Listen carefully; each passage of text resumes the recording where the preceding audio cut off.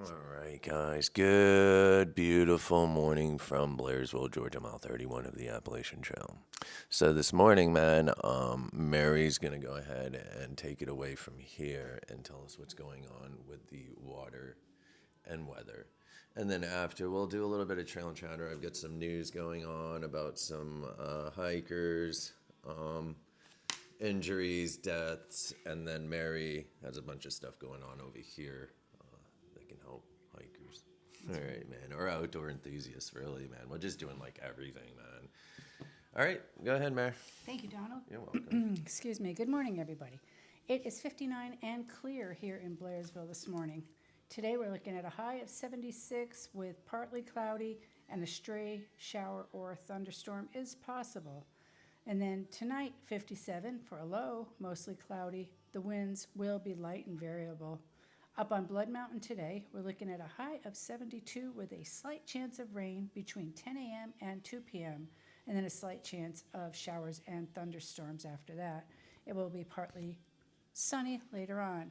5 to 10 mile per hour winds with gusts up to 20 miles per hour today and a 20% chance of rain. Then tonight, a slight chance of showers and thunderstorms before 7 p.m., partly cloudy, 5 mile per hour winds, and a 20% chance of rain. Water is plentiful out here. Now, I do want to say, if you're traveling through Atlanta, give yourself a lot of time. They have lane closures for the weekend. They can close up to 4 lanes at a time, and leaving you with 1 lane on each side of the highway. They do this from 9 p.m. Friday night through 5 a.m. Monday morning so they can get their construction done. And rarely do I deviate, but yesterday I did, and boy, am I glad I did. I probably would have sat for an extra 30 minutes. Even with that, it took me 3 hours and 15 minutes to get up to Springer Mountain from the Atlanta airport. It's normally about 2 hours and 20 minutes if everything's great. So I was delayed a bit, but followed the instincts and trusted that going around it and getting off the highway for a minute was the right thing to do, and it certainly was, because when you crossed over the bridge and looked back, you saw where you would have been sitting for a while. But saying that, I'm going to turn it over to Donald now, and we're going to talk about some other stuff out here. Okay, definitely. And so, thanks for telling us or informing us on the highway or Absolutely. Atlanta. Well, we had some hikers that actually were coming up from the south yesterday, and they were late because of the traffic in Atlanta.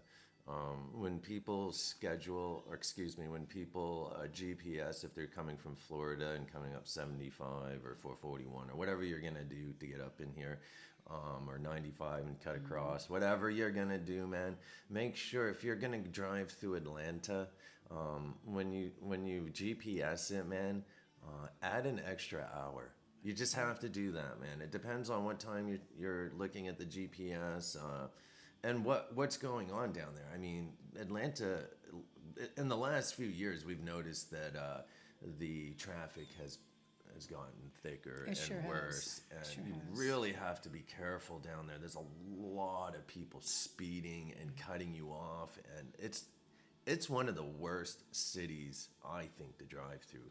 I agree with that. But that all being said, guys, thank you for that. You're Mary. welcome. And so let's see. There are hikers everywhere out here. The gaps are full. Day hikers, aspiring through hikers, section hikers, weekend Everybody's warriors. Everyone's out here, man. And lots of calls are coming in. We have a consistent schedulings going on all day. It takes a lot, man. You have to really just sit in a signal zone to capture all these calls. And so, yeah, we get a lot of calls coming in. And then, of course, not everyone likes our prices. So we give people numbers and stuff to go ahead and try others, man. We're not, That's right. whatever. The next one will buy it, you know? No biggie. We understand. We do have to get down to the Grateful Hiker. I'm hoping maybe today, which it's a slower day today, but it never ever ends up that way. It always becomes busy, and so it's as busy as we want it to be. And The weekends are really, during this time of year, we really don't like to step away on the weekends because this is really the time to make money. This is the time that people are just wanting to get off trail, and it will go right down the gaps and stuff, man. And when people roll into Neil's, I mean, or if anyone calls there, that we're instantly the first ones to be called. So we always are ready for to help or assist, man. So we don't like to get out of signal range. Plus, we have hikers on trail that we actually assisted and brought out here, and we can't just leave them high and dry. So we have to be within signal range. So if they need us to come and extract them or bring them something, or maybe there's an injury or just anything, man, if they want to get off trail or talk to us, we need to be within that range. That's right. All right, and so lots of runners out here. We have the Cruel Jewel going on. It's 103 miles, several days of running, and so we have a guy out here right now that's doing it, man, and super cool dude. We've been assisting him for a long time, and so. And he's a pacer for one of his friends that's out here doing the race. So I guess the guy runs so far, all of them run so far, and then they're allowed to have their pacer. And I asked him, what do you do? And he says, I run along with him, and I encourage him, and, just kind of keep him chugging along.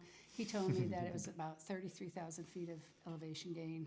So Not bad, too. Cruel and Jewel it's road run, too. a reason is the name. And then I was asking him about the death race, and he said, similar the way it runs. The person that makes it, he said, at the end, you come into Amicalola Falls where it ends, and you can see the finish line, but you don't just get to go through it. You got to go all the way up to the top of the falls. Then you come down, and there it is. Because he says, like, you're right here. Pretty much, here's the finish line. But you're going up, down, and around. So it's teasing you at the end there. That's but I cool, found man. it pretty interesting. So Yeah, that's kind of neat. I yeah, like it. I'll learn some new stuff. Sure, man. That's kind of cool, though, eh? It is. It is. I like it.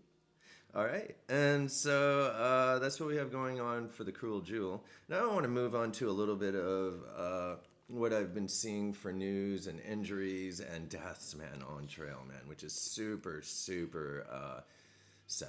Yeah, it is. And so a 33-year-old, 4 others were rescued from the Superstition Mountains in Arizona. They were trekking out there, and around 1 p.m., I think this was a couple days ago, like May 16th or something, man. Don't mark my words on that. It's in the last week or something. And so around 1 p.m., they ran into issues. A heat wave came through. One hiker died, 4 injured, or 4 others were rescued. They refused medical treatment.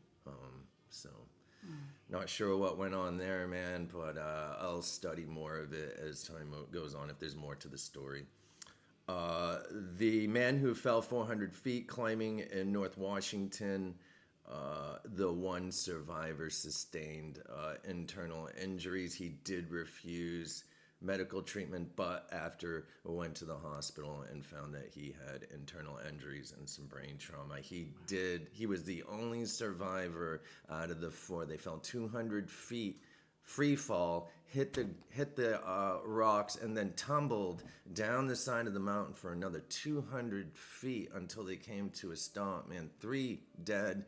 The one hiked out to his vehicle, and then traveled 60 miles by car to find a payphone. And so I guess he must not have known the area because I guess the town of Mazuma or Mazma or something, man, was right next to it, like 15 miles away, and he could have gone down there. But, man, he just fell 400 feet, man. I mean, he's got brain trauma. He probably wasn't thinking clearly, man, and just worried about his friends. And I would have been worried, man, and trying to get to any phone possible.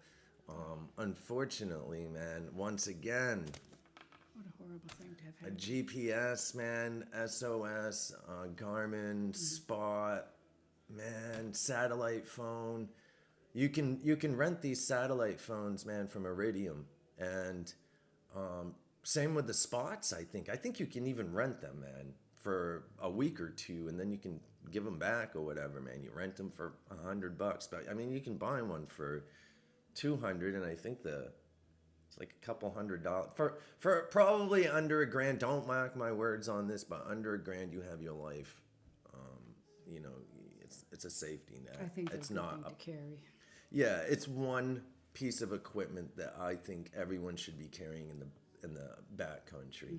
And so, no matter where really, because people get lost anywhere. We had a guy that got lost out here at Gooch Gap, man, earlier this year, an old man, and he got lost out there, man, and was out there for days. The military went out there and found him, man. And so anything can happen out here, anything.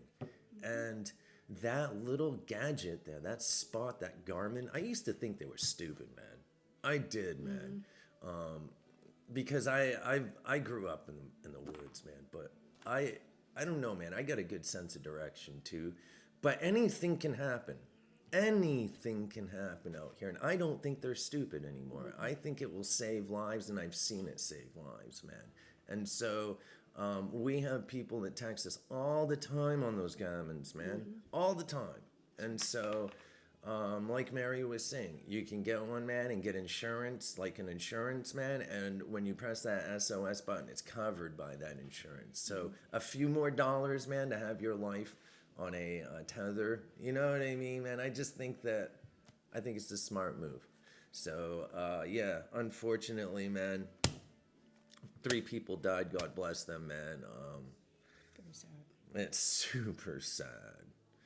And so the hiker that was hiking in the Sierras, the young lady that was the forager, was also like a traveling dialysis nurse or something, man. And the story is that she fell off the side of a cliff, man, and bounced her head off of a rock, was knocked out for 2 hours, and then needed to hike back, injured, until she turned around, walked north on the trail, man, ran into a blizzard, found the cabins, man, and went in there and survived until they found her. It's a miracle. Sure is. Another miracle. God bless. And so the kayaker and Lake Lanier that we have been talking about, man, which is down south here, has been found deceased. He had no life jacket on, was in a blow-up kayak, man, and unfortunately, they did discover him deceased.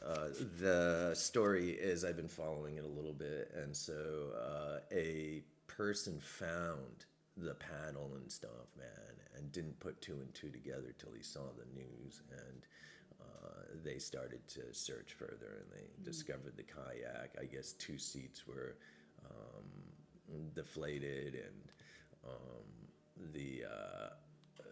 they're saying the dude didn't have a life jacket on. I don't know how they know that, man, because no one really knew where he was. And so there's probably more to the story that we just don't know. But they did find him. So the Lake Lanier kayaker has been discovered deceased. God bless him. So many accidents happening, and it's unfortunate, man. I hope everyone is careful. If you're out here and you're up in the higher elevations and it's winter, or anywhere near that time, you never know what's going to happen out here. It's good to be prepared, man, always. I don't care if you're walking in the woods for a day hike, man. Pack up some food, man. Make sure that you have some change of socks and clothes, man. Just be prepared, please, man. Anything can happen out here, man. Anything. I don't care what it is. Make sure you have an extra battery. Make sure you have water. Carry a filter. Carry some food. Carry a stove, man, or something that you can light some fire with, man. Know the layout of the land. Have a map. Have a compass, guys, man. Just don't go into the woods unprepared thinking that this is anything can happen. Anything can happen. Don't go into the woods unprepared, guys. Don't think that you're just going to walk in and out like it's nothing. You may even run into someone that may need help or assistance. And so I think that a lot of this is because people don't respect nature, and accidents do happen, but being careful as possible and respecting nature, man, and what it can do to us. Water, heights, widowmakers. Watch where you put your tents right now, man. There was someone that was killed on the BMT just recently, about a month ago or something, from a widowmaker. I just read it, man, and it happens every year, man. And so, be super careful where you're pitching your tents. Look up. Have a paper map and a compass. If you can afford a spot or a Garmin, purchase one, man. It's really worth it.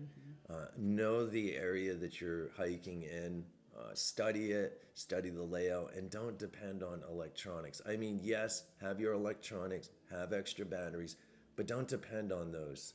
Depend on knowing how to read a map and a compass, man. I think it's super important to understand that. I want to add this to it also. No matter what you're doing out here or anywhere, it's always a good idea to leave a plan with someone. Yes. The day you're going, the day you plan to return, where you're going in, where you plan to come out.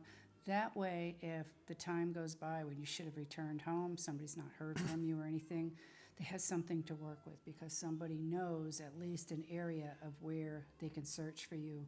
That way, I think they can narrow it down. Sure. And perhaps a rescue can happen sooner than later. Always.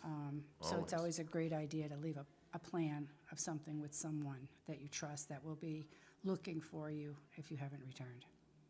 Thank you, man. Because that's definitely, she is definitely right on that. Always leave a plan with someone, man. I should have added that in there, so thank you, Deed. You're welcome. That's like number one, I think, man, on the list, or right up there with the most important things you should be doing when you prepare for your hike, man. Tell someone where you're going. Tell them your itinerary, everything, and try not to steer away from that. Don't just start walking down other trails and stuff. If you're gonna do that, send off a text or something, man, informing the people that you're gonna be taking this side trail and going a different route. Or you're going to be staying overnight, because people worry, man. That's right, they do. Definitely. All right, man. So is there anything else that you'd like to say? No. All right, man. I'm good. All right, guys. We're going to go ahead and do our thing today. We have very few shuttles, so we're hoping to get some other stuff done. We gotta weed around the house and stuff, man, because it is that time of season, dude, and scorpions and stuff, and black widows and brown recluses will come in and take over our house. I'm just kidding. Anyways, man, well, not about the scorpions, because they will come inside. When you get leaves around the side of your house here down south here, man, they'll get in your home. And he hurts to step on them. Mary stepped on him before. I did. I haven't yet, knock on wood, but I've almost stepped on one, but not yet, man. And I've had one run across me, and yes. Years and years ago, man, I had one run right across me, and I lost my shit, man. Anyways, that's what we're gonna be doing today. Like I said, we don't have many shuttles, but we have to stay in signal zones, so probably get down the store too, man. We've had internet there for a couple months, but not really. It's not working, so That's right. yeah, I gotta go and troubleshoot it, man. So and get the rest of that shop done, man. I gotta get up and do it. Anyways, man, I hope everyone has a beautiful day, and if anyone needs anything at all, please feel free to call Mary and I. We're here for you. One love, man. Peace.